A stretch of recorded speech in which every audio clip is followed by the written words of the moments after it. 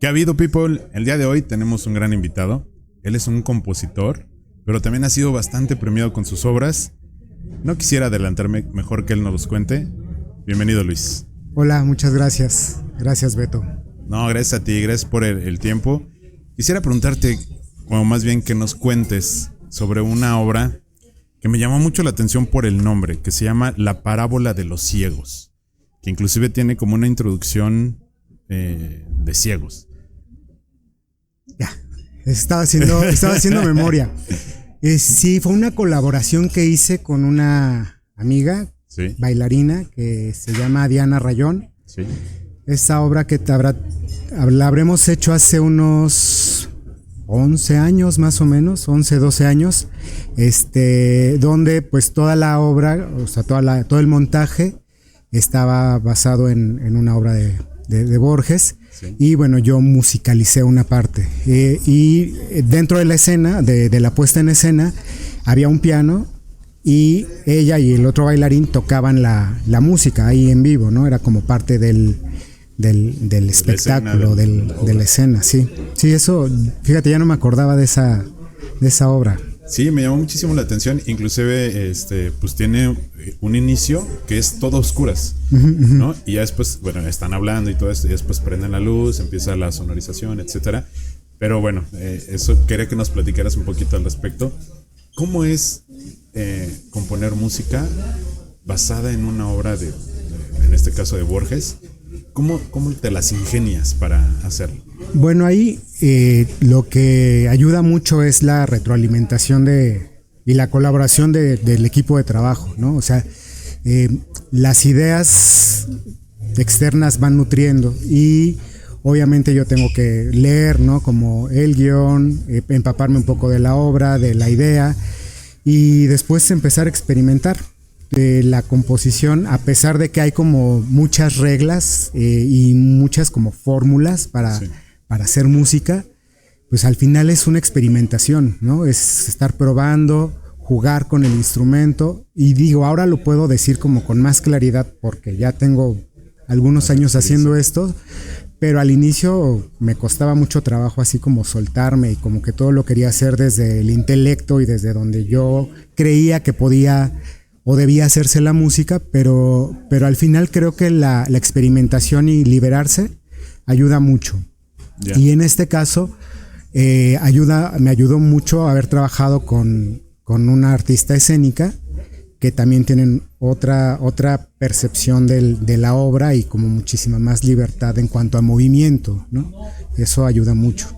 Es que cualquier persona se imaginaría que componer es me siento y me pongo a escribir nada más, ¿no?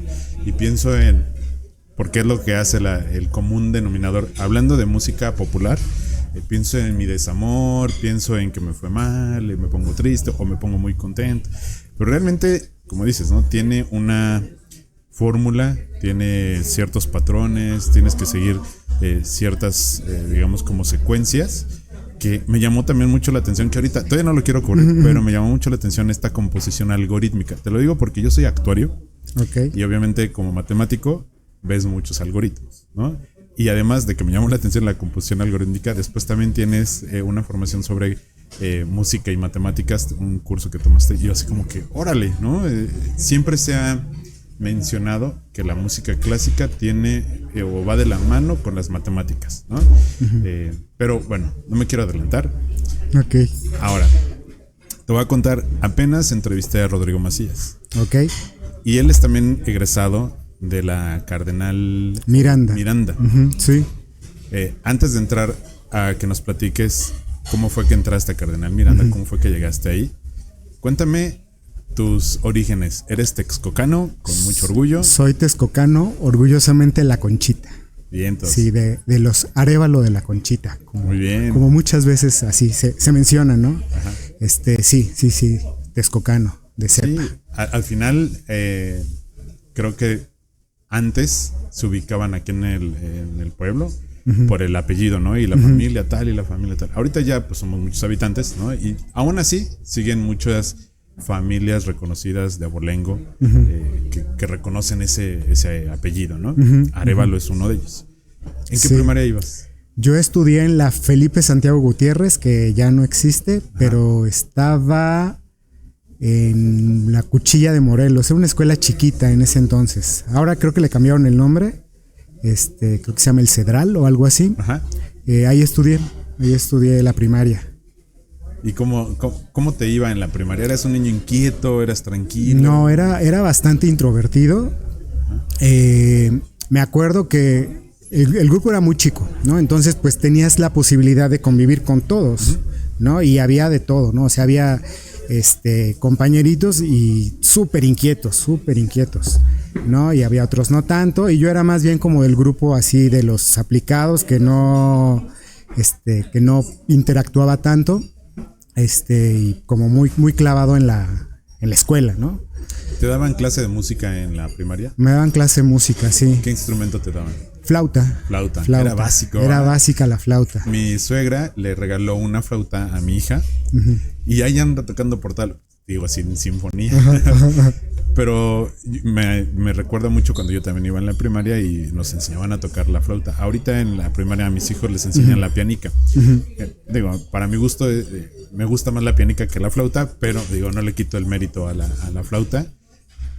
De ahí, ¿tú crees que nació tu gusto por la música o qué fue lo que te movió a la música? Pues no estoy tan seguro. Mira, dicen que mi bisabuelo materno era músico. Yo a él no lo conocí. Sí. Un tío abuelo, hermano de mi abuelo materno, él sí fue músico. De hecho, él fue mi maestro de música, uno de mis maestros de música. Okay. Y me acuerdo muchísimo, en la casa de mis abuelos maternos había un piano. Yo era muy chico. Yo en realidad jugaba a que tocaba el piano tocando los pedales del... No las teclas. No las teclas, sino los pedales del piano. O sea, era muy chiquito, cabía abajo del banco y tocaba los pedales y jugaba a que tocaba el piano. Y de ahí me acuerdo que pedí de regalo, no sé si de Navidad o de Reyes, un pianosaurio. No sé si te acuerdas de unos pianitos en forma de dinosaurios. Okay. Me acuerdo que el mío era azul. Y pues ahí empecé a tocar. Yo creo que desde ahí, o sea, como que ya tenía gusanito de la música. ¿Lo conservas todavía? No, ese piano ya no existe. Ya. Sí, y yo empecé a tomar clases como formales de música a los 6, 7 años, más o menos, en la Casa de la Cultura. O sea, cuando yo tomaba clases de música en la primaria, yo ya medio leía notas, o sea, ya podía como leer melodías y las tocaba. O sea, para mí en realidad fue como relativamente fácil tomar la clase de música en la primaria porque ya tenía como que un conocimiento previo. Sí. No, y además te gustaba, ¿no? Porque, sí. Es un arte bonito, al menos yo, ¿no? Así lo percibo, lo escucho. Pero cuando me daban clases era, ahí viene la clase de música, ¿no? No era algo que me gustara. Sí, y es general. No tengo una anécdota que no sé si Adelante, puedo contar ahora. Por favor. Mientras era estudiante, ya en la carrera de música, para generar algunos ingresos, di clases de música en el Instituto Texcoco. Okay. Y la primera vez que llegué a los salones, lo primero lo que preguntaba era, ¿les gusta la música? Y los niños decían, no me gusta. Entonces, de tarea, para la siguiente clase les dejé que llevaran música que a ellos les gustaba escuchar. Y fue divertidísimo porque todos llevaban, en ese momento estaba de moda El Secreto de Amor, okay. La canción de Beso en la Boca, o sea, como que llevaban... discos de música que ellos escuchaban, que no tenían nada que ver con lo que en las escuelas, en las clases de música, pues se enseña, ¿no? O sea, yo me acuerdo que pues, me enseñaron a tocar el Cóndor Pasa y no sé si todavía enseñan ese tipo de melodías que ya son como muy lejanas para generaciones actuales, ¿no? Entonces, a partir de ahí como que se creó una conexión con todos los alumnos a los que les daba clase de música, y lo que hacíamos era transcribir estas canciones que ellos llevaron, o sea, como que hicimos una selección, transcribimos las canciones y esas las tocaban en la flauta. Entonces, claro que cuando llegaba yo a dar clases, estaban súper contentos porque iban a tocar la música que les gustaba, claro, sí. Qué chingón. Fíjate que hay formas de cómo llegarle a la gente para que perciban este amor por la música que tú tienes, ¿no? Por ejemplo, ahorita estoy recordando mucho la entrevista que le hice a Rodrigo, porque justo es lo que hace él. Él ahorita, como su labor principal es dirigir la orquesta sinfónica del Estado de México. Esa es su principal labor, pero su principal objetivo es hacer llegarles la música a toda la gente, ¿no? Desde la música popular hasta la música clásica, ópera, ¿no? Que muchas veces no lo percibimos o no lo apreciamos como debiera, por la ignorancia, y otra, porque creemos que el escuchar ópera es de un estatus social altísimo, que sí, en algún momento lo fue. Sí. Sin embargo, actualmente pues ya es más fácil de acceder a ese tipo de eventos, ¿no? Y es lo que hace Rodrigo, ¿no? Va a diferentes municipios del Estado de México, lleva a la orquesta, obviamente toca canciones populares y también toca canciones clásicas, que pues el estar en un momento donde escuchas música en vivo, hasta se te enchina la piel, aunque no conozcas la rola, ¿no? Se te enchina la piel. Pero bueno, regresando a la experiencia que ya cuando tomabas clases de manera formal, ¿cuándo es el momento en el que tú dices, a mí me gustaría componer una canción? Pues es que ha sido un proceso fue un proceso largo y un poco complejo, ¿no? Yo me tardé mucho en decidir estudiar música, pues ya sabes, todo esto que escuchas, ¿no? De qué vas a vivir, pero música no es un hobby, ¿no? O sea, como todo este tipo de cosas. Y entonces me tardé mucho en decidirme a estudiar música. Y cuando yo entré a la escuela, mi idea era tocar el piano. O sea, yo en realidad quería ser concertista de piano. Okay. Pues me di cuenta en algún punto que iba a ser muy complicado, porque no tenía tanta disciplina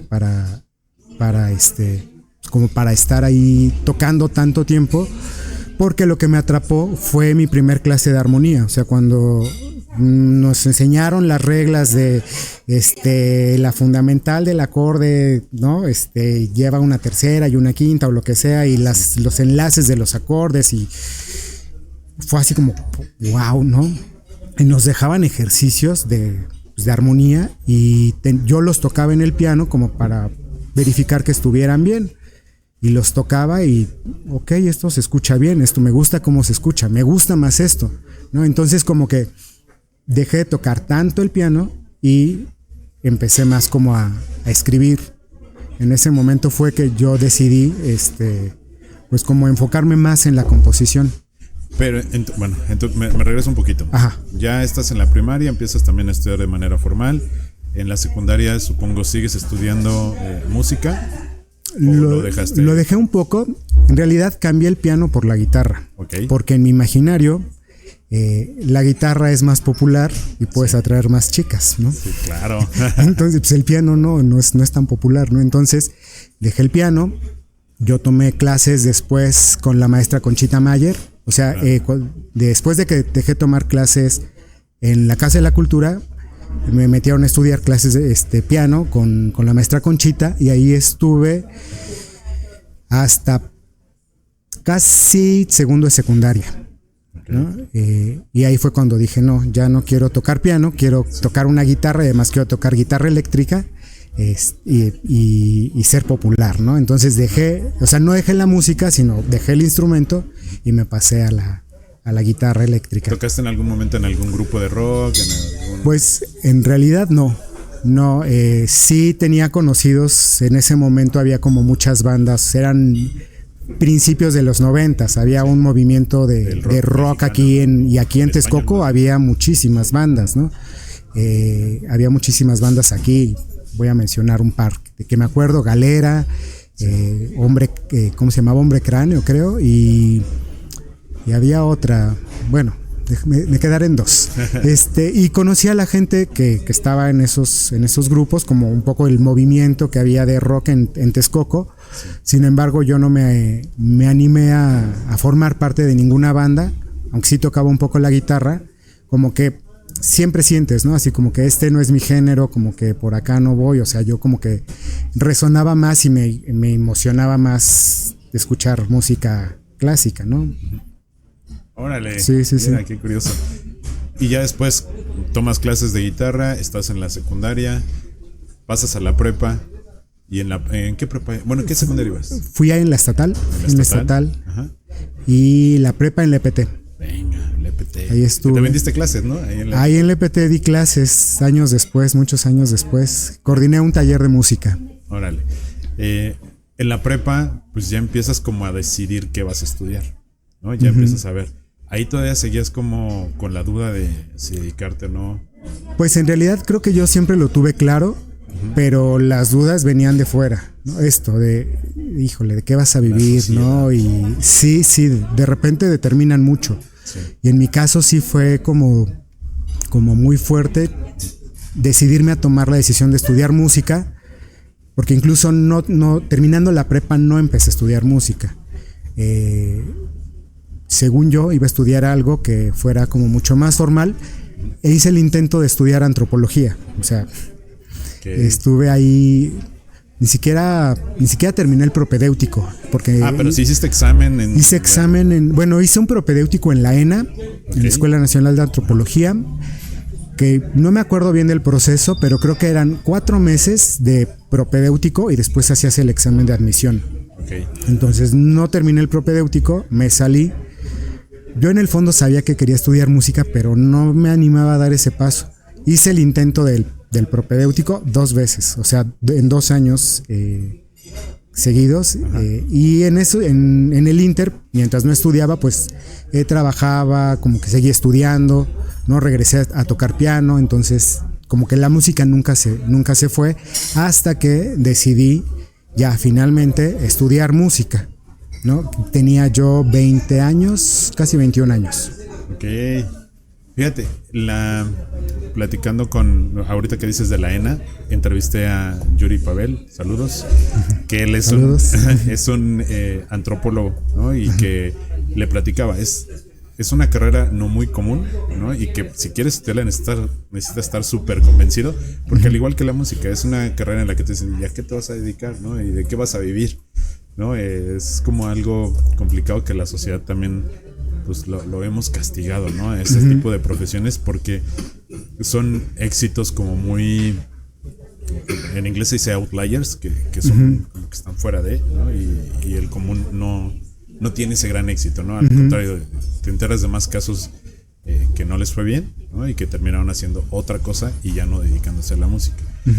Así lo mismo con antropología. Pero entonces tú también fuiste por allá, decidiste no entrarle. Sí. Y después de 2 años, ¿cómo decides entrar al Cardenal? Pues en realidad no decidí entrar al Cardenal. Yo hablé con mis papás y les dije, creo que sí quiero estudiar música. Y me dijeron, ya sabíamos, ¿no? Y ¿Cómo fue el apoyo de tus papás?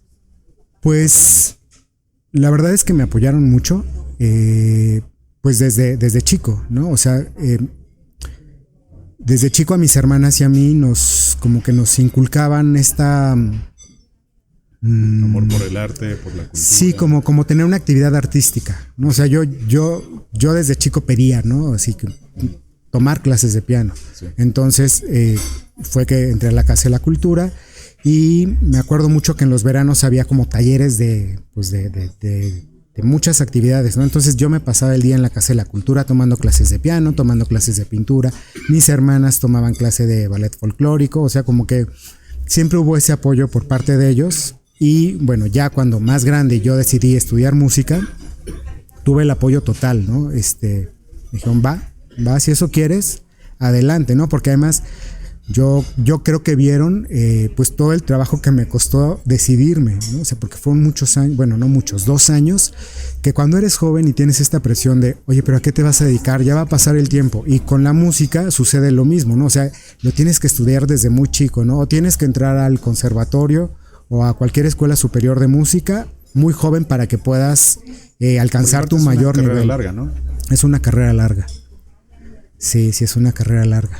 Y cuando intentas, decides estudiar, ¿intentaste entrar a la Escuela Nacional? Hice examen en la Nacional de Música, ahora facultad. Pasé los exámenes teóricos, pero en la entrevista me quedé. ¿no? O sea, ya no seguí adelante en el proceso y entonces decidí hacer el intento en la Escuela Superior de Música de Limba y yo creía en ese momento que lo más fácil era entrar a hacer la carrera de canto y después cambiarme a la carrera de piano, que era lo que yo quería. Sí. Entonces fui a ver a una querida maestra texcocana, que fue mi maestra de música en la primaria, okay. Dalia García, que da clases de piano ahora. Sí, claro. Y Dalia le da clases a mis hijos. Ella bueno, la recuerdo. Que te decía. A ella la recuerdo con mucho cariño desde. Órale, saludos a Miss Dalia. Yo también saludo a Dalia y a Lorena, a su hija Lorena. Yo fui maestro de Lorena. Órale, qué padre. Sí, o sea, el mundo es chiquitito. Sí. Sí. Y y le dije algo así como que me coachara para la canción que quería montar. No me acuerdo, pero seguramente la canté muy mal, porque la voz y el canto no es lo mío. Sí. Y me platicó, ¿no? O sea, me acuerdo que me dijo, oye, hay una escuela, es el Instituto Cardenal Miranda, ahí estudia Rodrigo, ahí estudia otro gran amigo, Sergio Lozano, no sé si también nos vas por acá, también originario de Texcoco. Entonces, ¿por qué no vas y pruebas? Entonces, pues ya fui al Cardenal Miranda y vi la escuela y fue así de wow, ¿no? Esta escuela está increíble. Pero antes de visitar la escuela y estabas montando, bueno, con el apoyo de Miss Dalia, cuando tú vas y cantas y te dicen, no, compadre, no te quedas. ¿No pensaste así como que no es esto para mí? No, es que en realidad ni siquiera hice el examen. O sea, yo fui con Dalia a pues como que a que me coachara y que me escuchara. Y ella fue quien me dijo, no te arriesgues, mejor vete al Cardenal Miranda. Órale. Y yo, gracias a Dalia, fue que llegué al Cardenal. Fíjate qué impacto tiene, digo, al menos ahorita ya tengo 2 historias que contar de Miss Dalia, que tuvo la formación, bueno, la responsabilidad de formar a varios alumnos, entre ellos tú y Rodrigo, en el cual su influencia fue súper importante para lo que se dedican ahora. Sí, yo estoy súper agradecido con ella.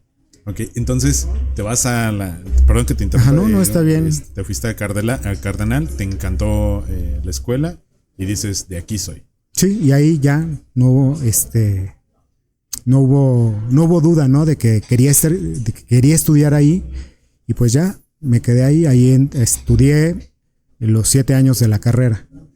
¿Y cómo decides? Porque venías con el gusto del piano, de la guitarra, intentaste el canto. ¿Cómo decís la carrera de compositor? Bueno,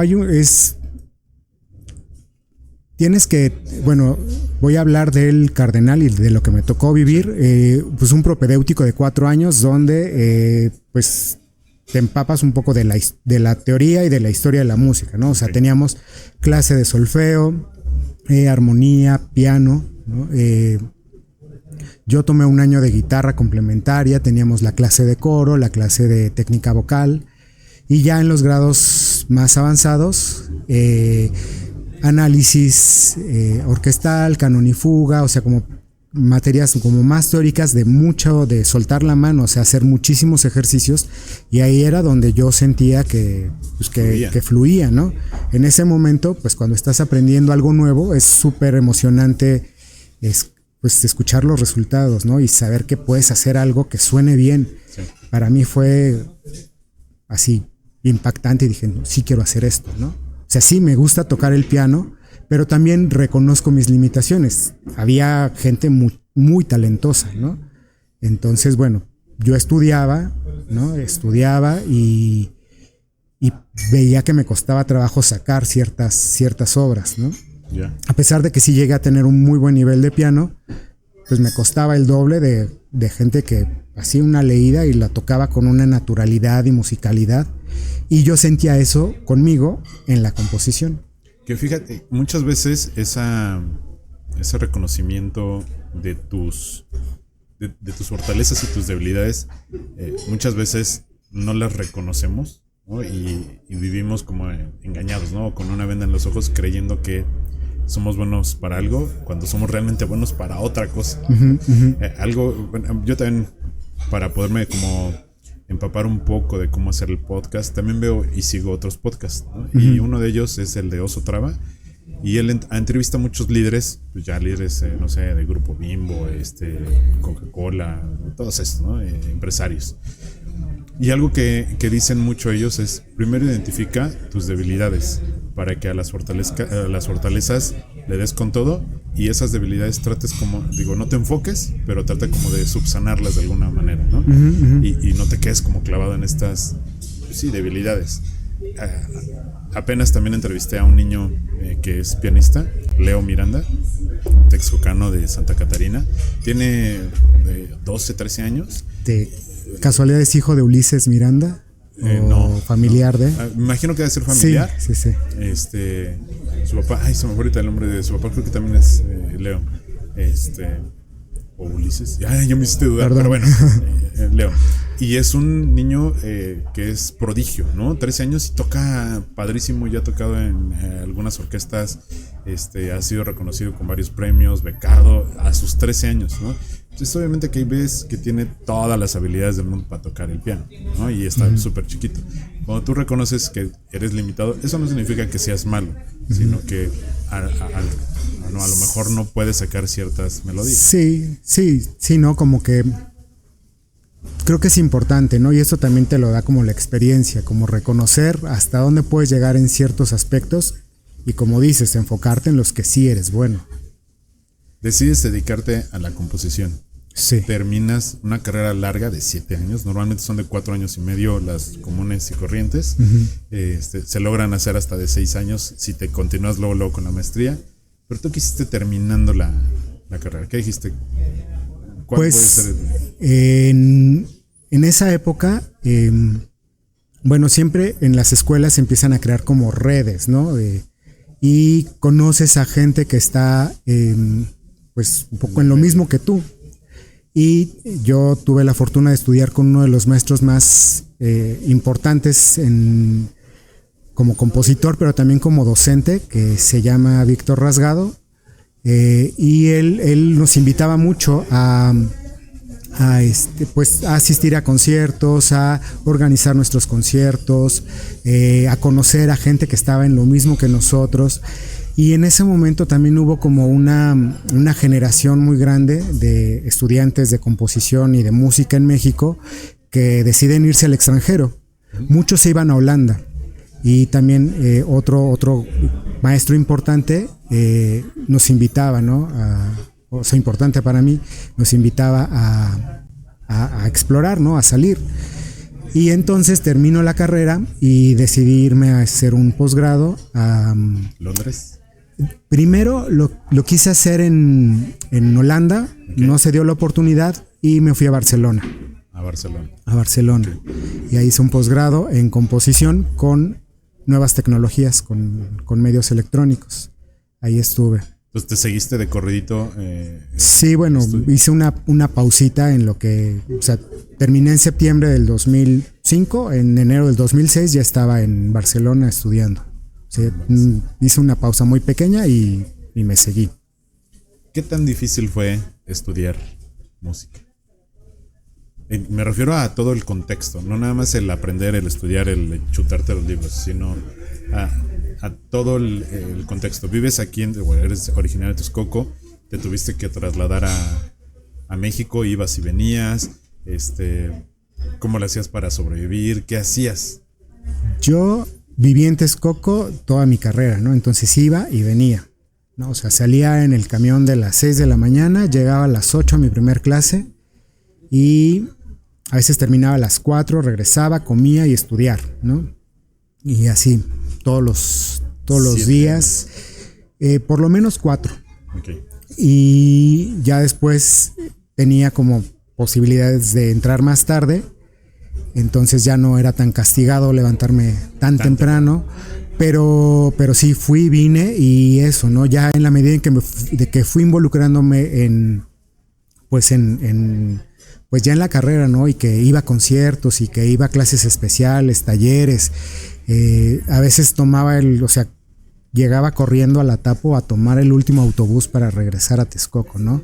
Entonces sí, lo recuerdo como una muy buena época, la verdad la disfruté mucho, pero sí había, o sea, la exigencia, porque además yo me exigía mucho, ¿no? Porque además quería llegar como a ciertos lugares, ¿no? Entonces sí estaba ahí presente todo el tiempo en festivales, en conciertos, conociendo gente.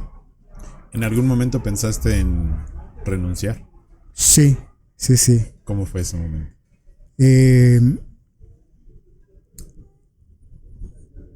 En 2004 me dieron un estímulo del gobierno del Estado de México, del Fondo para la Cultura y las Artes del Estado de México, que yo estaba en la categoría de jóvenes creadores.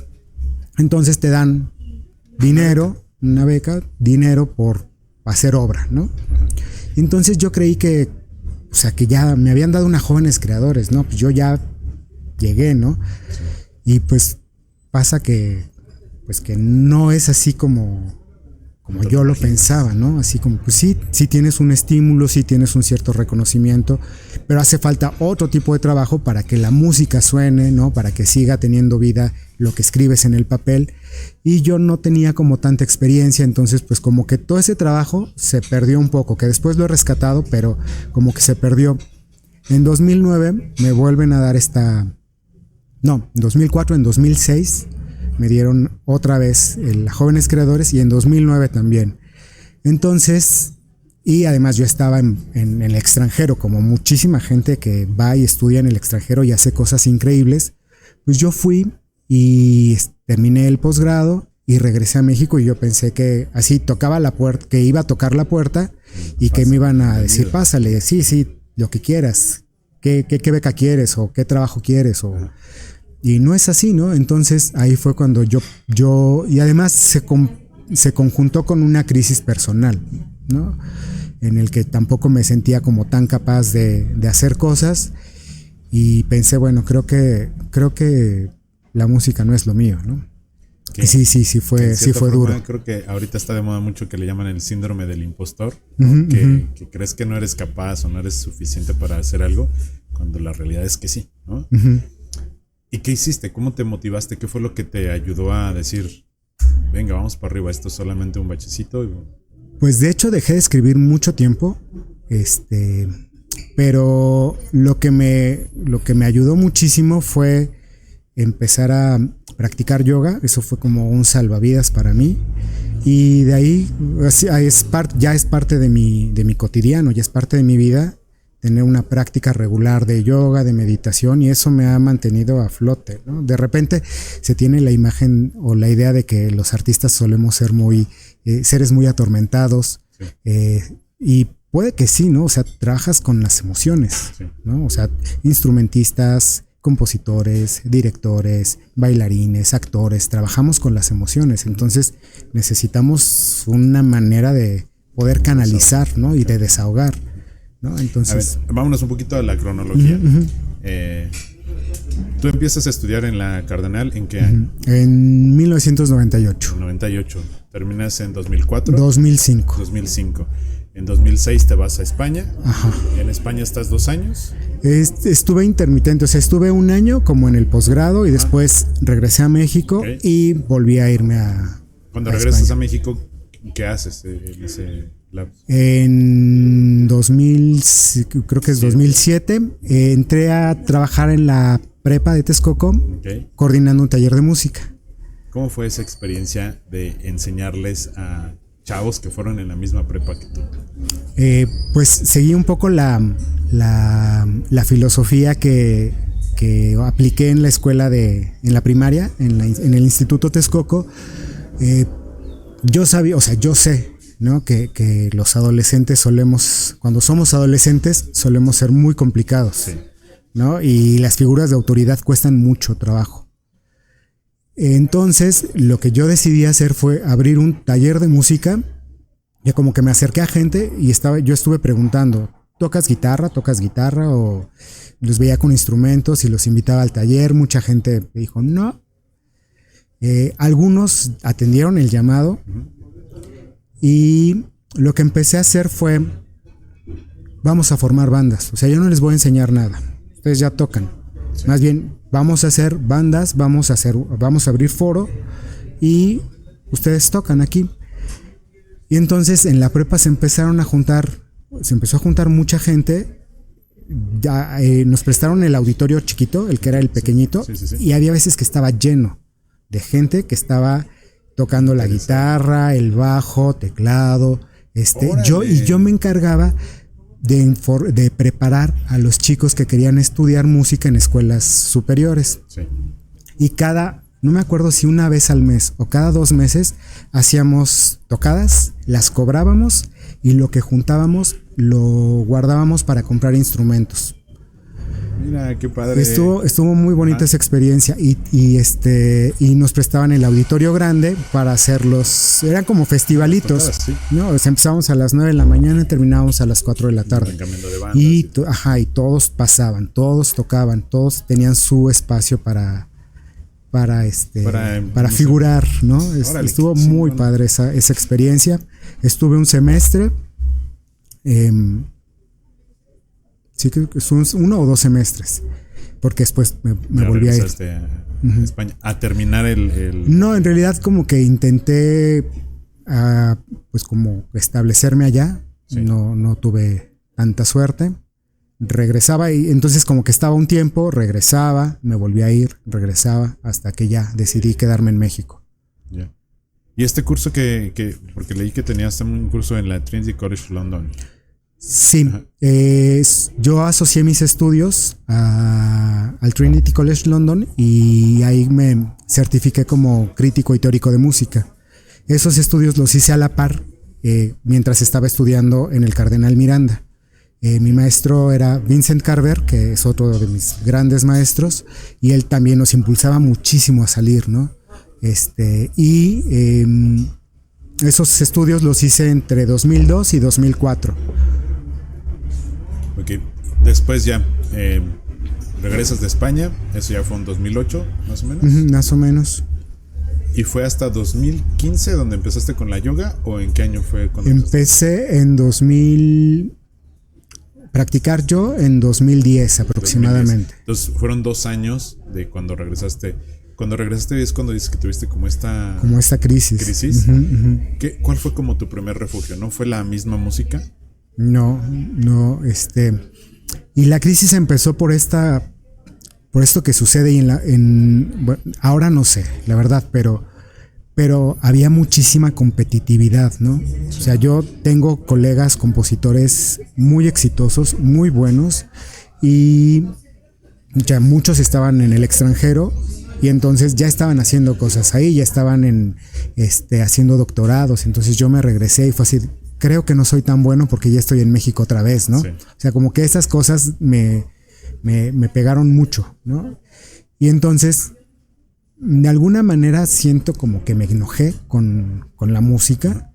Entonces dejé de producir, porque además coincidió, eso fue como 2010 más o menos, ¿no? Coincidió en que ya no estaba obteniendo becas, ¿no? Entonces fue como un refuerzo de, sí, no, ya no eres bueno, ¿no? Sí. Tienes que dedicarte a otra cosa, ¿no? Entonces sí fue rudo, pero al final del día ni siquiera fue que me dedicara a otra cosa, o sea, seguía dentro de la música. ¿Cómo saliste o cómo lograste salir de este bachecito? De esta batalla, digo, haciendo honor al podcast, ¿cómo lograste librar esa batalla? Además del yoga. Creo que dar clases. O sea, dar clases me ayudó muchísimo, porque fue justo en esa época, creo que sí, 2009, de repente se me van las fechas porque ya son muchos años. Que empecé a dar clases en el Instituto Cardenal Miranda. Okay. Empecé a dar clases de tecnología aplicada a la música. Y entonces, pues, compartir me alimentaba mucho, ¿no? Y me gustaba mucho convivir con los alumnos que en ese momento tenía. Y eso como que fue, pues fue sacándome un poco de ese, pues, como de ese hoyo, porque después empecé a dar más clases en el Instituto Cardenal Miranda. O sea, di clases de solfeo, que fue donde conocí a Lore Olvera, hija de Dalia. Ajá. Y pues, no, o sea, al final seguía estando dentro del medio, ya no estaba componiendo tanto, ya no estaba como tan presente en festivales, ni recibiendo estímulos ni nada, pero seguía yo en la música. Difícil. Pero Sí. cuando inicié el podcast, entrevisté a mucha gente que dentro de su vida, pues como todos, ¿no? Hemos librado batallas, pero hay unos que han librado batallas muy difíciles y otros que, pues, lo normal, ¿no? Y el común denominador que yo encontré justo en toda esta gente que he entrevistado, cuando tienen una batalla, no se, digamos, como que no se tiran al hoyo en el que están, sino al contrario, agarran y encuentran como un refugio, ¿no? Recuerdo mucho a una chava que se llama Irais Cleopatra, cuando tuvo todas sus batallas muy fuertes, enviudó 2 veces, la maltrató su pareja, o sea, estuvo muy fuerte su vida, y ella se empezó a dedicar a estudiar. Ahorita tiene doctorado y va por el postdoctorado y escribió 2 libros, pero digamos como que su válvula de escape fue justo estudiar, ¿no? Para un chavo que canta, ¿no? Que de hecho luego viene aquí a la Quinta, él también tuvo maltrato infantil y su papá les dio de machetazos, o sea, feo, ¿no? Y él se empezó a enfocar a la música igual, o sea, como a cantar, y él, aunque dice, yo no canto súper bien, pero me gusta cantar, ¿no? Y ahora es su medio de vida, ¿no? El cantar. Y justo todas las personas se enfocan en algo. En tu caso, te enfocaste en ese momento a la enseñanza, ¿no? Sí. Y finalmente seguías haciendo de la música, pero encontraste un refugio ahí, ¿no? Sí. Qué chido. Sí. Oye, y platícanos sobre el concurso de Composition. No, es The Commission. The Commission. The Commission. Sí, ese concurso, bueno, voy a ir un poquito atrás. Hay una dinámica dentro de la comunidad artística mundial, donde buscan espacios. Dedicarse a esto de repente puede ser complicado, no por el hecho de, o sea, además de por el hecho de crear, porque hay muchos distractores, ¿no? Sí. Es decir, no sé, si ya tienes una familia, que si tienes que atender hijos, ¿no? O tienes que trabajar en otra cosa para poder obtener los medios para vivir.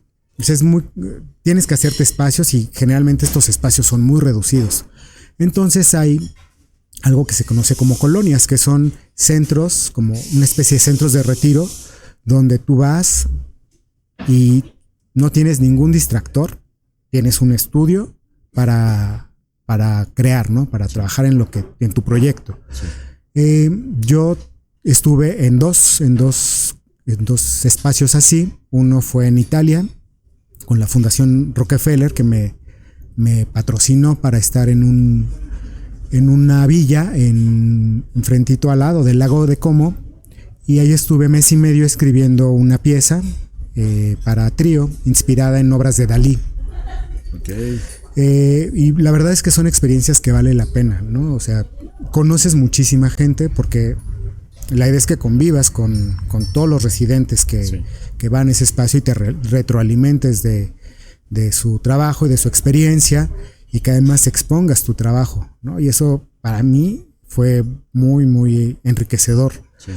Entonces tuve esta primera residencia en Italia, y regresando a México apliqué para una en Estados Unidos que patrocinaba la UNESCO con otra fundación, que fue en Virginia, y ahí conocí en esta residencia a una artista plástica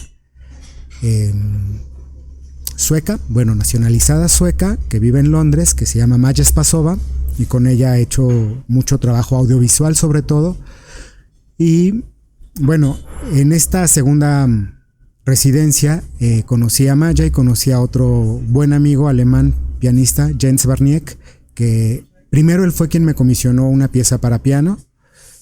Pues ya se la escribí, la ha tocado, la grabó, y después con Maya como que hubo pues como un clic, ¿no? O sea, platicábamos mucho de arte, nos compartimos el trabajo, que es finalmente una de las ideas de ir a estos lugares, crear estas redes.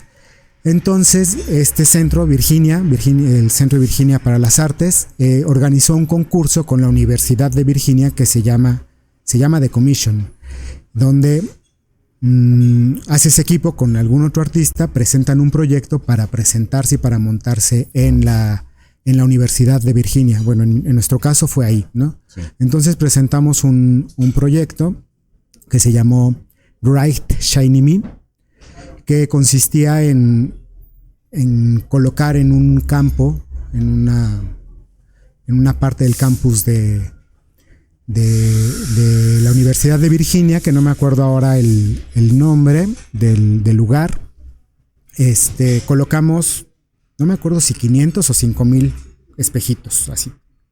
¡Órale! Y la idea era que, bueno, la gente se pudiera reflejar, pero también que a través de los espejos pudieras ver lo que estaba sucediendo en el cielo, que era impresionante. Sí. Y al mismo tiempo, pues había una instalación sonora, ¿no? Un paisaje sonoro que yo compuse, que era que estaba escuchándose por todo el espacio, ¿no? Era al aire libre, pero había bocinas por todos lados para que escucharas como la música que sonaba. El proyecto original era que la música sonara, o sea, que la misma música sonara así como cuadrafónico, ¿no? Como espacial. Por cuestiones de presupuesto no se pudo hacer así, y entonces yo tenía que manualmente activar, ¿no? Todos los dispositivos, y se hizo una cosa impresionante, porque era como escuchar el eco, ¿no? O sea, sonaba de un lado y después del otro, y se hizo. Ahorita me estoy imaginando, porque de repente hago mis meditaciones y hago meditaciones con música binaural. Uh-huh. Y se escucha padrísimo que estás escuchando a este lado y parece como si se pasara la música en medio de tu cerebro y escuchas de este lado. Algo así. Órale, algo así sonó, pero en un campo enorme, ¿no? Eso fue The Commission, ¿no? Y con Maya trabajé en varios proyectos, hicimos varias cosas juntos. Y fue una experiencia también muy, muy, muy buena. Pero además de la experiencia fueron galardonados. Sí, ganamos el primer lugar. O sea, la exposición se montaba si ganabas, ¿no? O sea, porque hubo, no sé cuántas propuestas hubo, la nuestra ganó y la nuestra se montó. Qué chingón, felicidades. Sí, gracias. Además gracias. del reconocimiento que te hicieron, no solamente fue sobre tu trabajo, sino también fue darte a conocer de manera internacional, ¿no? Esto fue en Virginia, en Estados Unidos. Sí. Y digo, no es cualquier cosa, ¿no? Uh-huh. Muchas felicidades. Gracias. Ahora que ya estamos en el tema de los premios, también participaste en unas jornadas, ¿no? Y que también justo es las obras que ganan el concurso las presentan en estas jornadas. Pero antes de que me platiques de eso, ¿quién es Arturo Márquez? Arturo Márquez es uno de los compositores vivos más importantes en México. O sea, una de sus obras más conocidas es el Danzón número 2, que lo tocan en todas las orquestas del mundo, ¿no? Y la verdad, yo no tengo la fortuna de haber convivido con él y de conocerlo como más a fondo. Hemos coincidido en algún programa, en algún concierto, sí, y lo he saludado, muy cordial, pero no hay una relación de cercanía con él. Pero es uno de los compositores más importantes de México y del mundo, claro.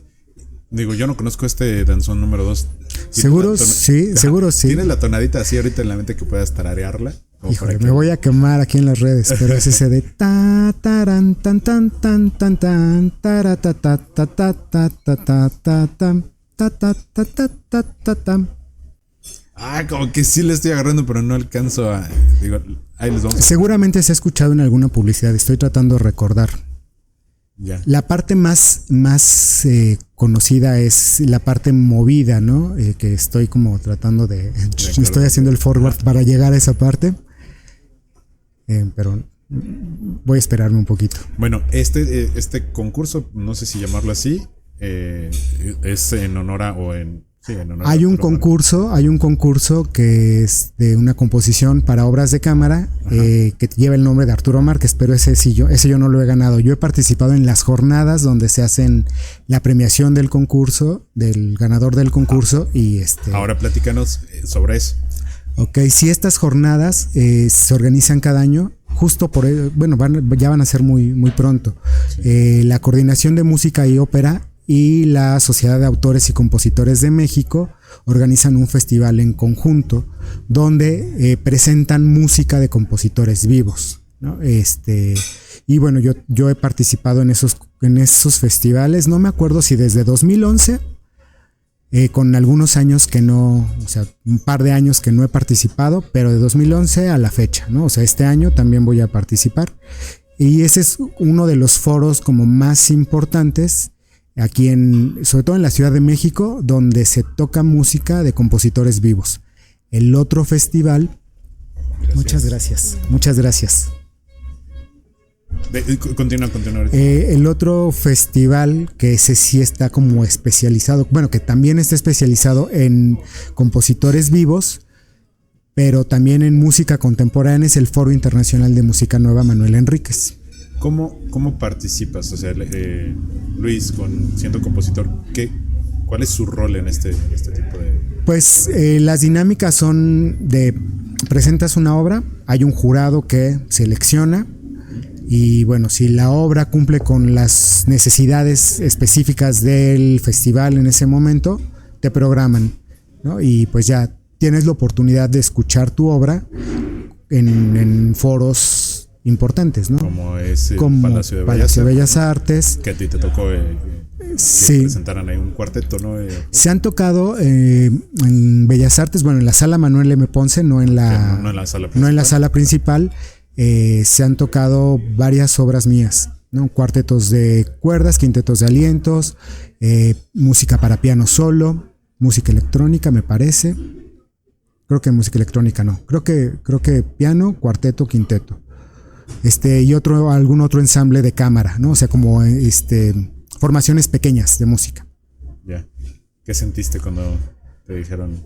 La primera vez es muy emocionante, ¿no? O sea, siempre es emocionante. Yo me pongo muy nervioso cuando voy a escuchar música mía. Me pongo muy nervioso. ¿Te pones nervioso por cómo la vayan a interpretar o por cómo vaya a sonar? Me pongo nervioso por cómo vaya a sonar, pero me importa mucho también cómo la va a recibir el público. Okay. Cómo la va a escuchar y la va a recibir la gente que la escucha. Porque generalmente es música que no se ha tocado antes o que se ha tocado muy poco. Y a veces el lenguaje es complicado, ¿no? El lenguaje de la música contemporánea no es tan accesible. Entonces sí me pone nervioso eso. Y sí, bueno, la emoción de que te van a tocar en estos foros, ¿no? Una que me llamó mucho la atención de las que has presentado o que se han presentado ahí, me sentí identificado porque yo cuando trabajaba en la Ciudad de México, a la hora en la que iba en el tráfico, escuchaba a Toño Esquinca. Y hay una canción que es muy característica de él. Él es también como muy espiritual y todo eso. Y hay una canción que hasta yo me quedaba bajándome del coche, seguía cantándola, ¿no? Que es la de Om Namah Shivaya, ¿no? Y era como muy pegajosa, de Om Namah Shivaya, ¿no? Y de repente veo que tú presentas, una obra que se llamaba Om Namah Shivaya. Cuéntame, ¿cómo fue la inspiración para hacer eso? Bueno, tiene que ver mucho con la práctica personal que tengo, ¿no? Y con pues mi otra cara en la cual pues también me dedico a compartir prácticas de yoga y de meditación. Llegó un punto en el que parte de mi proyecto es como unir estas dos, como mi proyecto de trabajo, como incluso mi estética de trabajo es unir estas dos disciplinas, ¿no? Me gustaría mucho que la música de concierto saliera de las salas de concierto y así tal como lo hace Rodrigo con la orquesta y va a otros lugares, que la música de concierto fuera a centros de retiro espiritual o que fuera a salas de meditación, ¿no? Y que esa música llegue a salas de concierto. Eso me gustaría. Bueno, es parte de lo que estoy haciendo también, ¿no? tengo proyectos que buscan hacer eso. Suena padrísimo. Y entonces Om Namah Shivaya es como una de las propuestas, ¿no? Es una pieza para cuarteto de guitarras amplificado. ¿Qué significa Om Namah Shivaya? Es un mantra. En realidad no sé qué significa realmente bueno, no me acuerdo, ¿no? Pero es una ¿cómo podríamos decir? Es como un llamado, ¿no? Shiva es una de las deidades más importantes dentro de la filosofía y la religión hindú, ¿no? Shiva es pues tiene esta figura como el destructor, ¿no? El que crea el caos, pero ese caos que después te lleva a la calma, ¿no? Y pues mantiene como un equilibrio ahí. Es una energía muy poderosa. Y pero en ese momento no me acuerdo qué significa Namah ni Shivaya. Bueno, Shivaya tiene que ver con Shiva, el Namah, ¿no? Y bueno, Om sabemos que es la sílaba que se cree que creó todo el universo, ¿no? Se dice que cuando el universo se creó, el sonido que se escuchó fue Om, ¿no? Sí, por eso es tan importante y que hasta en las películas lo ves Om, ¿no? Exacto, te conecta con te queda de ver el Namah. No, ahorita me acuerdo, No. Y trataste como de reflejar justo todo eso que ahorita mencionas, del caos a la tranquilidad en la tu obra. Sí, buscaba más como que el sonido te llevara a estos estados de reflexión, ¿no? Y que te llevara a estos estados de meditación, ¿no? O sea, que la música fuera que las sonoridades, más que la música, que las sonoridades fueran como muy similares, muy repetitivas, muy calmadas, y que eso sabes, ¿no? Cuando escuchas música que no tiene como demasiada información, tú puedes hacer introspección, tú puedes irte hacia adentro. Esa era la intención. Y estaba amplificada porque la idea original es, bueno, el cuarteto está enfrente, pero había bocinas en todos los espacios de la sala, y entonces cada guitarra tenía una bocina, y entonces se iba escuchando nuevamente como el sonido, proyecto que decías, ¿no? Exacto, el sonido va escuchándose espacializado, ¿no? Órale, qué padre. A nuestros amigos que nos ven, normalmente hacemos una cata de vino, pero en esta ocasión cambiamos el vino por un suerito, un tehuacán con limón y sal. Gracias, gracias. Hoy omitiremos la cata, sin embargo, no puedo dejar de decirte salud. Salud. Muchas gracias por el espacio. Muchas gracias. Por tu tiempo. Ahora, hablando ya, entrando en este tema en el que estás interesado por conjuntar estas dos disciplinas, mencionabas hace ratito que algo que te ayudó a salir como también de esta, decirlo como depre, ¿no? Fue la yoga.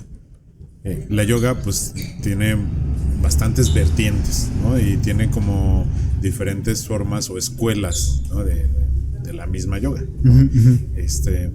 Tú tienes muchas especializaciones, bastantes horas, muchos cursos, etcétera, porque ahí el otro día platicaba yo con justo una persona que se dedica a la yoga y que ahorita está muy en boga la yoga, y yo soy coach, tengo mi certificación. Realmente a veces sí te como que te validan tus estudios con un certificado, pero realmente el que hace yoga es más bien como la experiencia, la vivencia. Corrígeme si estoy equivocado. Sí, es la práctica, ¿no? O sea, como en todo, la práctica hace al maestro, ¿no? La práctica, como practicante de yoga es muy importante, y como instructor es muy importante que tengas esta capacidad de observar los cuerpos, de ver cuáles son las necesidades de la gente que va contigo, ¿no?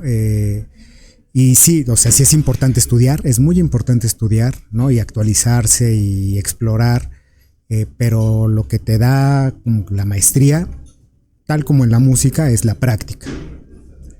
Ahora, cuando tú tratas como de conjuntar como estas dos disciplinas, en ese, digamos, como en ese veo que también tienes como interés sobre la cultura mexicana, en específico a nuestro rey poeta Nezahualcóyotl. Uh-huh. Y justo ahorita traes un proyecto bastante interesante, ambicioso y que ahorita nos lo platicarás, uh-huh. Porque yo sí estoy como muy interesado en eso. Y además de estar interesado, me estoy involucrando muchísimo en el tema de nuestras raíces, de nuestros orígenes, ¿no? Ahorita soy parte de una academia de historia, uh-huh. de regional de Texcoco, que uh-huh. la preside la maestra Marta, que es esposa del maestro o el profesor Contla. Uh-huh. Es una academia que justo ve todo el tema de la historia, ¿no? Específicamente de aquí de la región de Texcoco, y tiene varios colegios, ¿no? Yo estoy en el colegio de restaurantes, gastronomía, pero pues obviamente comparten todos los trabajos, ¿no? Y justo uno de los temas que más ahorita, por ejemplo, la Quinta Bobadilla, que es nuestro patrocinador, estamos participando en recuperar la comida ancestral de la región lacustre de Texcoco, del lago de Texcoco. Uh-huh. Entre ellos el aguautle, muchos insumos que puedes obtener de él, el alga espirulina, etcétera. Son muchos, ¿no? Y a mí cuando me lo presentaron me llamó muchísimo la atención, porque finalmente muchas veces nos vamos como, y lo digo personalmente, uh-huh. Cuando yo puse el restaurante yo quería tener como mi restaurante, pero no sabía o no había definido bien como hacia dónde me quería ir, ¿no? Tengo cortes de carne, tengo pastas, tengo hamburguesas, o sea, es como de todo, ¿no? Pero a mí pues, la identidad del texcocano, uh-huh. de mexicano, me llama mucho la atención, y cuando me lo presentaron dije, oye, está muy padre, y creo que podemos participar y sumar al proyecto. Cuando tú me mencionas de este proyecto de Nezahualcóyotl, que ahorita, insisto, uh-huh. nos los platicarás, me llamó muchísimo la atención, porque si bien no es algo popular, como, no sé, un Espinoza Paz que escribe canciones de dolidos, de norteños, de todo esto, y que al final también la tocan diferentes pues sí, grupos o solistas que están dedicados a ese género, pero tu interés por esta cultura, ¿cómo surge? ¿Cómo renace? Ahorita yo platicaba de que gracias a la academia resurgió mi interés, o surgió. En tu caso, ¿cómo es? Porque tú traes una formación de música clásica, estudiaste en Europa, en el viejo mundo, donde la música clásica tiene una, digamos, como una importancia mucho mayor que aquí en México. Luego te vas por el mundo de la yoga, que es más tema hindú, oriental, ¿no? Oriental. Y ahora tu proyecto es totalmente mexicano. Sí, bueno, yo estoy enamorado del Texcotzingo, ¿no? O sea, yo de joven, adolescente, pues me iba en bicicleta y me gustaba, ¿no? Me gustaba estar allá arriba, sentía mucha paz, ¿no? Y hay una conexión muy fuerte, ¿no? Yo siento que tengo una conexión muy fuerte con Texcoco, sí. ¿No? Y de niño, pues a mí me gustaba leer mucho, leía muchos libros de historia. En mi casa había una enciclopedia de México a través de los siglos, y había una litografía del Texcotzingo, y la veía y así de wow, está mi pueblito está en un libro, ¿no? Sí, sí, sí. Y el interés siempre ha estado, ¿no? Incluso la intención en su momento de estudiar antropología, pues también era como mantener, ¿no? Algún tipo de conexión con mis orígenes. Por ahí no se canalizó, ¿no? O sea, por ahí no fue. Y cuando era estudiante, o sea, mi primer Jóvenes Creadores fue con un proyecto que se llamó Homenaje a Nezahualcóyotl, donde hice 3 piezas, que una estaba inspirada como en su parte de guerrero, la otra en su parte de poeta y la otra en su parte gobernante, ¿no? Entonces tenía como las tres de sus múltiples facetas, ¿no? Sí. Y esas obras están ahí, ¿no? De hecho, muchas de esas, como fragmentos de esas piezas, las estoy tomando como inspiración ahora para este proyecto, claro. ¿No? Como que he reciclado muchas ideas de esas piezas. Sí. Pues a lo largo del tiempo, pues digo, en la vida pasan muchas cosas. Me enfoqué como en algún momento solo en hacer música electrónica, música a través del código, música de cámara, siempre en formatos pequeños.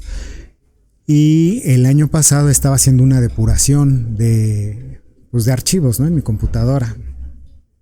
Y decidí poner en orden como toda mi música, toda mi obra. Y entonces me encontré con así, FOCAEM 2004, homenaje a Nezahualcóyotl. Sí. Y dije, a ver, ya creo que esto necesita salir, ¿no? O sea, como que sí es algo que he querido hacer, ¿no? Y entonces le empecé a dar como vueltas. Pensé, bueno, grabo esta música y o sea, tener un registro ya no sé, subirlo a las redes. Hago un concierto especial, no sé, ¿qué hago? Y entonces, pues, como que traté de unir, ¿no?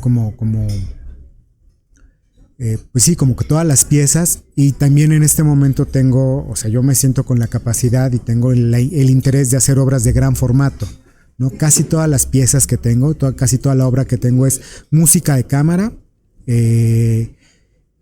con duraciones cortas, ¿no? Es decir, de 5 a 10 minutos, más o menos. Okay. No son piezas muy largas.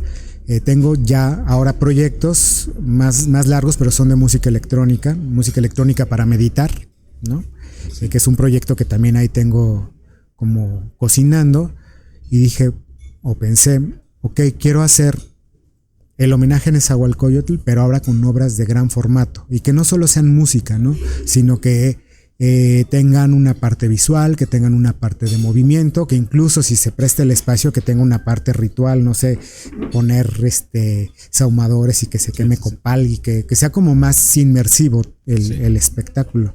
Y entonces empecé a escribir, o sea, tengo la idea, ¿no? De un cuarteto de cuerdas con poesía y música visual, una obra de orquesta, ¿no? O sea, como de gran orquesta con un coro, ¿no?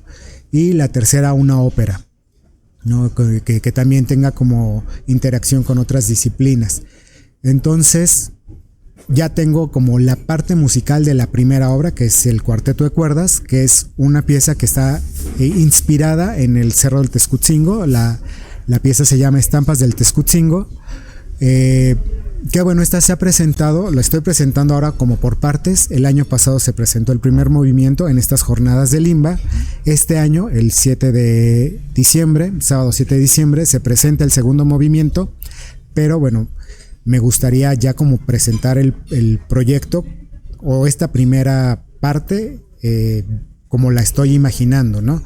Y bueno, sé que es un trabajo o un proyecto como muy ambicioso que yo no puedo hacer solo, ¿no? O sea, yo tengo la idea y puedo hacer la parte musical, pero pues necesito, o sea, si quiero que tenga el impacto que yo deseo que tenga y que tenga la proyección, no solamente, o sea, sí me interesa que en Texcoco tenga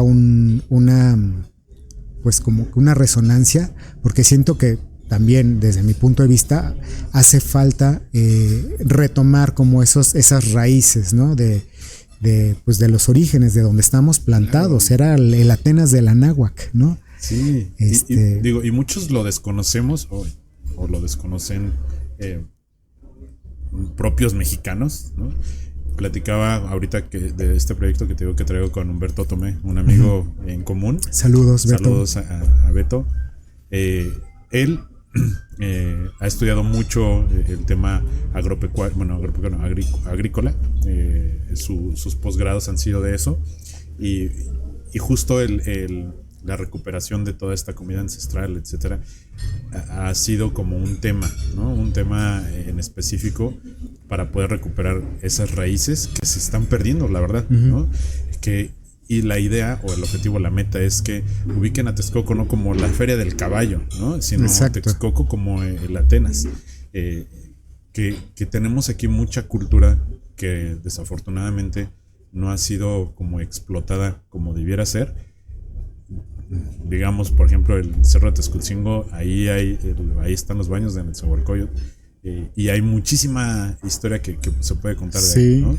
Entonces, este tipo de proyectos, la verdad es que está padrísimo. Por favor, todos estén atentos porque muy próximamente vamos a tener ahí algo que ver.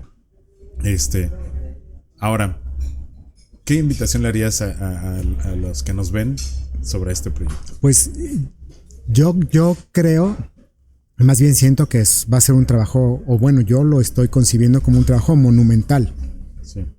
En el cual necesito, bueno, no sé si la palabra sea necesitar, pero más bien invito a que toda la gente que quiera sumarse con sus talentos, a que pues se acerque, ¿no? Yo estoy haciendo como un llamado, una invitación, porque pues yo no sé no sé, por ejemplo, de marketing, ¿no? O de redes. Sí. Yo no sé hacer visuales, yo no sé cómo vender un proyecto así a gran escala, ¿no? Me gustaría que estén involucrados así sociedad civil, instituciones, si se puede, gobierno, porque quiero que sea un proyecto grande que, evidentemente, vuelvo a repetir, yo no puedo hacerlo solo, y parte de mi concepto es que la mayor parte de la gente que participe en este proyecto sea originaria de Texcoco o por lo menos del Estado de México, ¿no? Y eso que dices, o sea, que no solo Texcoco o el oriente del Estado de México o el Estado de México se vea como todos lo conocemos, ¿no? Como un caos, como zonas marginadas. Que sí los hay, ¿no? Pero sí, no claro, es lo principal. Pero no es lo único que hay, ¿no? Y hay gente muy talentosa que está haciendo cosas y que también, pues, que podría sumar, podría aportar, ¿no? al proyecto, ¿no? Pues, como en áreas muy, muy específicas. Claro, ¿no? Pues mira, fíjate, hay una frase que dicen que los astros se alinean para que todo se lleve a cabo o suceda. Uh-huh. Al menos desde mi punto de vista, desde mi percepción, mis astros se están alineando, uh-huh, porque te digo, ayer tuve reunión con este colegio de gastronomía, uh-huh, que están muy interesados en recuperar toda esta comida ancestral. Estoy en esta academia que también está muy enfocado en recuperar como toda esta historia. Yo me la llevo de tarea para presentarlo también ahí en la academia como proyecto, igual, y hasta también te puedo invitar a una sesión para que sí, puedas con mucho ahí, gusto, muchas finalmente gracias. las redes que tú vas tejiendo de alguna manera te pueden ayudar en algo, ¿no? A todos los invitamos a que se sumen a este proyecto. Si bien está, digamos, como en pañales, ¿no? Ya tienes tú bastante avanzado, ya tienes al menos la idea, ¿no? Sí, la idea y la música, o parte de la música, ya está escrita. Por lo menos la primera parte de música, son 3 partes, sí. Ya está avanzado, ¿no? Y ya se está trabajando en el guión de la ópera, ¿no? O sea, como que ya hay un camino, claro, avanzado, pero bueno, para sacarlo a la luz es donde se necesita el apoyo. Todos aquellos talentosos que nos siguen, súmense, manden un mensajito, un DM. ¿Qué redes sociales tienes para poder? Pues yo tengo Instagram, Facebook, ahí pueden ¿Apareces cómo? En Facebook como Luis Arévalo y en Instagram como Luis-H Arévalo. Perfecto. Bueno, de todas formas lo vamos a etiquetar en nuestras redes sociales para que lo ubiquen y uh-huh, súmense a este gran proyecto que la verdad, al menos a mí me entusiasma muchísimo, y el hecho de que me hayas considerado me honra. No, pues, ahora, tengo una duda que quiero preguntarte desde hace rato sobre la música y las matemáticas. Tengo esa duda porque te decía, yo soy actuario y la formación del actuario es el 70% matemáticas puras, el otro 30% es matemáticas aplicadas a finanzas, seguros, pensiones, etcétera, ¿no? Uh-huh. Mi hermano es licenciado en matemáticas, bueno, es matemático, ¿no? Uh-huh. Él estudió matemáticas en la UAM. ¿Cómo, cuando estudiaste o cuando tomaste este curso de matemáticas y música y matemáticas, ¿cómo fue tu experiencia? ¿Cómo describirías a la música con matemáticas y a las matemáticas con la música? ¿Cuál es la relación? Ok, pues me voy a regresar todavía mucho más. Bien. Es que en realidad la música son matemáticas. O sea, toda la música son relaciones matemáticas, ¿no? La armonía son relaciones matemáticas, ¿no? O sea, siempre tienes que contar la distancia que hay de la fundamental a la quinta y siempre, o sea, las tonalidades de la música son matemáticas, ¿no? El círculo de quintas, ¿no? Siempre tienes que contar 5 para arriba y 5 para abajo, ¿no? O sea, el sonido no es un sonido puro, es un sonido que produce armónicos, Los armónicos son subsonidos, no, más bien sonidos superiores que se van generando por la vibración del sonido fundamental, y tiene que ver también mucho el instrumento que lo produce, ¿no?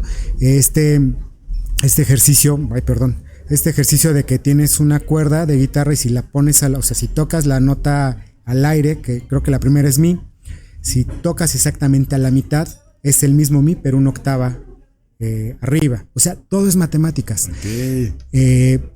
Yo también tenía esa idea de que no, a mí las matemáticas no me gustan. No, yo no soy bueno para las matemáticas, pero cuando empecé a estudiar música y cuando empecé a profundizar en el estudio de la armonía, y lo entendí más cuando empecé a enseñar armonía. Cuando empecé a dar clases de armonía fue así, órale, sí es cierto, son matemáticas. Y en el posgrado tenía una clase de programación con un programa que se llamaba C-Sound, que era código, escribíamos códigos, bueno, ya en un lenguaje como mucho más accesible, y también había como muchas relaciones matemáticas, veíamos física del sonido, ¿no? Como para hacer síntesis de sonido teníamos que estudiar física del sonido, y sí, de repente me costaba trabajo, pero pues ya cuando enfocas, ¿no? el conocimiento, algo que te interesa, es como muy rápido, es como muy fácil. Y entonces ahí pues me di cuenta que la música son matemáticas. En México hice un diplomado en producción transdisciplinaria, donde la idea es que tú desde tu papel, desde tu disfraz de músico, en este caso yo músico, tenía que trasladarme a otras disciplinas para hacer algún proyecto, ¿no? Entonces estuve en un proyecto donde nos ponían a bailar, ¿no? En un módulo donde nos ponían a bailar porque las maestras eran bailarinas, y había una fusión ahí entre el movimiento y la literatura. Estuve en otro proyecto donde eran música y matemáticas, ¿no? Donde uno de los profesores era un matemático y nos hacíamos unas cosas, o sea, hacíamos ejercicios de Baldor, que yo en la secundaria no pude hacer ninguno, me daba flojera, los hacíamos y después era así como, ok, ya tienes esto, ¿cómo lo convertirías en música o en movimiento o en cualquier otra cosa, ¿no? Y fue muy interesante. Ahí utilizaba o trabajaba mucho con un programa que se llama Super Collider, que también es un programa de síntesis de sonido a través de código. Y fue como muy fácil hacer la traducción de lo que estaba viendo en la ecuación con el código que tenía que poner para hacer sonido. Y como que reafirmé esto de, sí, la música es matemática, ¿no? Y después de ese curso, de ese diplomado, se abrió en el Centro Nacional de las Artes un taller chiquito, ¿no? De música aplicada, no, matemáticas aplicada a la música. Y en el Centro Multimedia del Centro Nacional de las Artes dan también muchos talleres de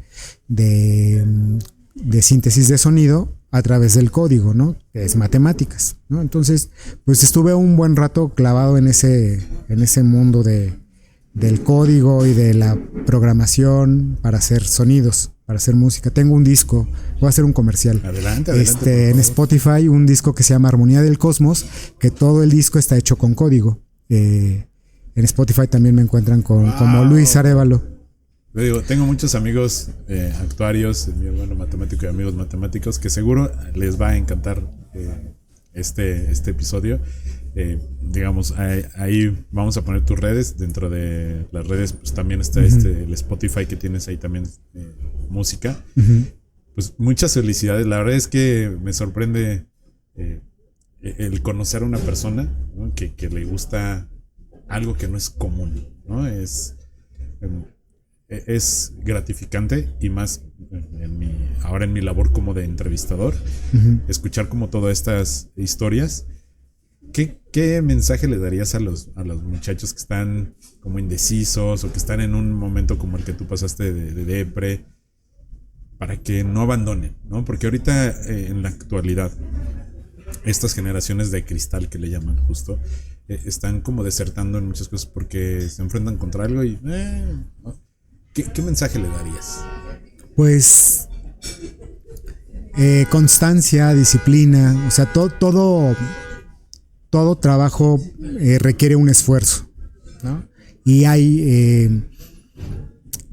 siempre va a haber estas vivencias o estas circunstancias en la vida que te van a poner a prueba, ¿no? Entonces, ahí es donde uno tiene que sacar el carácter o forjarlo, ¿no? O reafirmar que realmente es lo que quieres y seguir adelante, ¿no? O sea, yo sé que en un país, ¿no?, como en el que vivimos, a ciertas disciplinas no se les da como tanto impulso, pero no es imposible. O sea, hay muchísimos casos de éxito, ¿no? O sea, creo que hay profesiones, e incluso dentro de las mismas profesiones hay profesiones que resaltan más como por la naturaleza, ¿no? O sea, pensando dentro de la música, los instrumentistas o los directores tienen muchísima proyección, ¿no? Y tienen como el foro más puesto que un compositor que generalmente está detrás de todo el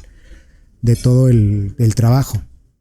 Pero hay muchísimos casos de éxito, muchísimos. O sea, creo que México es uno de los países que más compositores académicos tiene en el mundo, creo.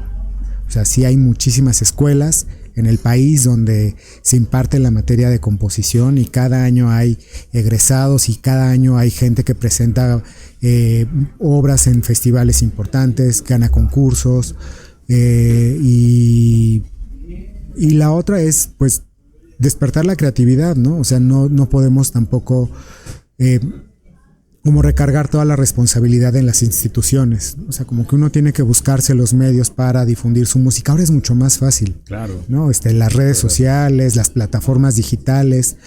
O sea, con mi música, yo no he conocido tantos lugares como mi música, ¿no? Mi música se ha presentado en festivales en Alemania, en España, en Estados Unidos, en Canadá, en Cuba, en Ecuador, en Chile. Con las plataformas de streaming, que mi música se escucha en Indonesia, en Taiwán, en Australia. O sea, ya no hay como estas barreras que creo que a veces son solo mentales, ¿no? O sea, como claro, que nosotros nos ponemos esos límites de creo que no voy a poder, pero en realidad siempre podemos, de alguna u otra forma siempre podemos. Creo que ese es el mensaje que daría, ¿no? Qué padre. Oye, pues muchísimas gracias. Ya para ir cerrando la entrevista, normalmente nosotros hacemos un ejercicio al final. Okay. Este ejercicio, haciendo alusión a las gloriosas batallas, sabemos que, como lo decías tú, para este proyecto tan grande, solo no puedo, ¿no? Y sabemos que muchas veces toda tu trayectoria, pues realmente solo no lo has hecho, no has requerido del apoyo de alguien. En este caso le hacemos el ejercicio con tu círculo cercano, que es tu familia, y lo que les pido a mis entrevistados, en este caso a ti, es que te imagines este video. Lo vamos a subir a YouTube completo y extractos en las plataformas, en las redes sociales. Cuando este video lo vea alguno de este círculo cercano, sea el momento que sea, ya sea hoy, bueno, el día que lo publiquemos, en un año, en 10 años, ¿qué te gustaría decirles a ellos, ¿no? Decías que tienes 2 hermanas, me gustaría empezar por ellas. Empezamos por la mayor. ¿Qué te gustaría decirle cuando escuche este video? Pues que agradezco su compañía, ¿no? Que agradezco haber crecido junto a ella, ¿no? Pues pasamos momentos muy divertidos y pues que siempre la llevo en el corazón. ¿Cómo se llama ella? Erika. Y ahora para tu hermana Vero. Lo mismo, que estoy muy orgulloso de ella, que agradezco también haber crecido con ella, agradezco que haya accedido a hacer muchas travesuras juntos y también, ¿no? O sea, a pesar de que ya no nos vemos tanto, pues siempre están acompañándome, ¿no? Qué padre. ¿A tu papá qué te gustaría decir? Lo mismo, ¿no? Muchas gracias por enseñarme a trabajar, ¿no? Enseñarme que siempre es posible hacer cosas, enseñarme la disciplina, ¿no? El el esfuerzo adecuado y pues el acompañamiento, ¿no? El cariño, el amor. Sí, definitivo. A tu esposa, ¿qué te gustaría decir? No, pues ella es la que más, en este momento de la vida es, yo creo que la persona a la que más le agradezco, porque pues ha estado conmigo en todo este proyecto de vida, ¿no? Ya como pareja, y pues es mi gran cómplice, mi gran socia, mi gran acompañante, ¿no? Pues muchas gracias por todo, muchas gracias por la confianza, por la paciencia, ¿no? Por las enseñanzas, y pues te amo, ¿no? Sí, perfecto, sí. Muchas gracias. Y ahora por Gracias. último, ¿qué te hubiera gustado decirle a tu madre si estuviera viva? Pues mucho de esto está sucediendo gracias a ella. O sea, yo no sería la persona que soy hoy si no es por ella. Y pues también eso se agradece, y ya no está físicamente, pero el vínculo sigue, ¿no? O sea, mi madre siempre va a haber, ¿no? Siempre va a estar. Sí. Qué bonito. Perfecto, pues con esto terminamos la entrevista. Muchas gracias. Muchísimas gracias a ti. Fue un placer haberte conocido, haberte entrevistado, y esperemos que muchos se sumen a este proyecto. Muchas gracias. Gracias, Salud. Beto. Salud.